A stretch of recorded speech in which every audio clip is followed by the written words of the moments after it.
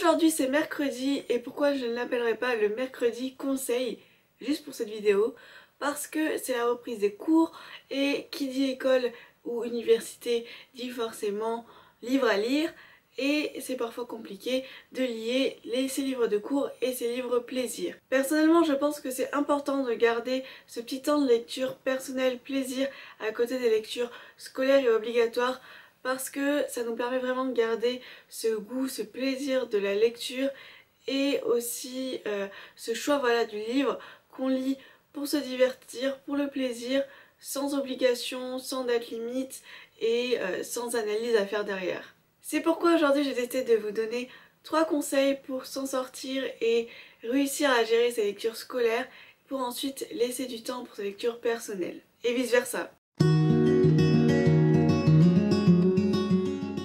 Premier conseil, savoir choisir et ensuite délimiter, privilégier des espaces et des lieux où on va lire ses lectures scolaires et ses lectures plaisir. Par exemple, tout ce qui est lecture plaisir, choisissez un lieu dans lequel vous vous sentez le mieux confortable, ça peut être votre salon, votre chambre, etc. Et vous pouvez notamment choisir des temps de lecture qui ne demandent pas énormément de concentration. Ça peut être dans les transports en commun quand vous allez à l'école, ça peut être pendant la pause déjeuner, quand vous êtes dans une file d'attente ou que vous attendez quelque part, que ce soit chez le médecin ou je sais pas, n'importe où. Et ça peut être aussi après l'école, après votre travail, pour vous accorder une petite pause avant d'enchaîner sur les devoirs, sur tout ce que vous avez à faire après à côté à la maison. A contrario, pour les lectures scolaires, privilégiez des lieux qui sont favorables au travail et des positions qui ne vont pas vous empêcher de travailler ou de faire autre chose comme vous endormir. Donc lire vos lectures sur votre lit, ça va pas le faire. Privilégiez plutôt un bureau, une table ou aller à la bibliothèque, ça sera en plus encore plus simple pour prendre des notes ou pour faire des fiches de lecture, etc. Préférez donc un endroit où vous allez être plus dynamique, où vous allez être au calme et donc plus efficace pour travailler et pour comprendre le livre que vous êtes en train de lire. Deuxième conseil, s'organiser.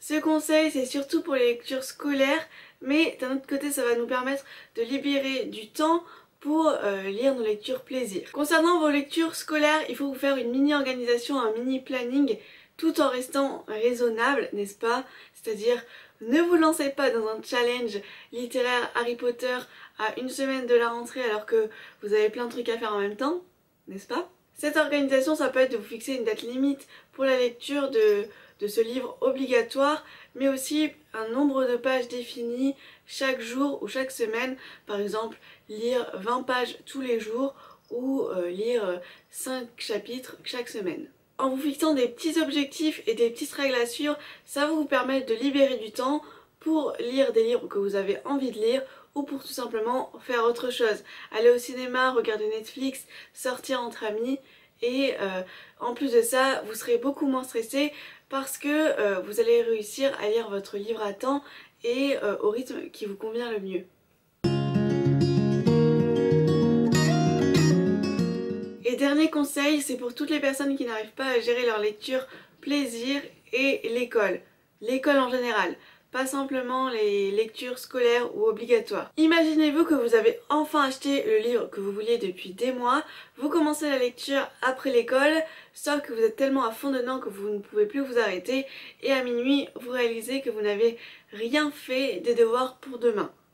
C'est un petit peu la cata. Si vous vous êtes déjà retrouvé dans cette situation ou que vous êtes susceptible de commencer une lecture plaisir comme ça et de ne pas vous arrêter sans le vouloir, eh bien j'ai un petit conseil pour vous si vous manquez de motivation ou que vous avez du mal à décrocher, c'est de vous fixer une limite de temps. Par exemple, si vous avez à tout prix envie de commencer cette lecture tout de suite, après l'école, eh bien mettez-vous une alarme qui dure 1 heure, 1h30, comme ça vous lisez tranquillement votre livre et quand l'alarme se déclenche, vous commencez à faire vos devoirs et ensuite vous pouvez reprendre votre lecture plaisir. Je sais que mettre une alarme comme ça peut être très rigide et pas très naturel, mais vraiment ça peut vous éviter quelques ennuis parce que d'un côté ça permet de vous détendre en rentrant de l'école et deuxième chose, ça vous permet aussi de faire vos devoirs sans arriver le lendemain avec de grosses cernes sous les yeux. Voilà pour ces petits conseils que j'avais à vous donner sur comment gérer à la fois ses lectures personnelles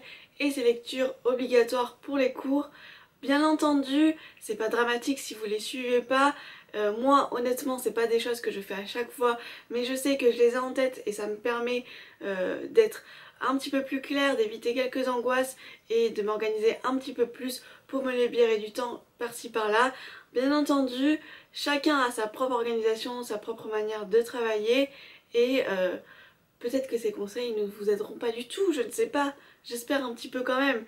Mais en tout cas, c'est pour ça que si vous avez vos propres conseils à partager, n'hésitez pas à le faire en commentaire, parce que pour moi peut-être que ça m'aidera pour mon organisation et pour ceux qui regardent cette vidéo également. J'espère que ça vous a plu, je vous souhaite bon courage pour les cours et pour ce mois de septembre et je vous dis à la semaine prochaine. Bye. Is it chill that you're in my head? 'Cause I know that it's delicate.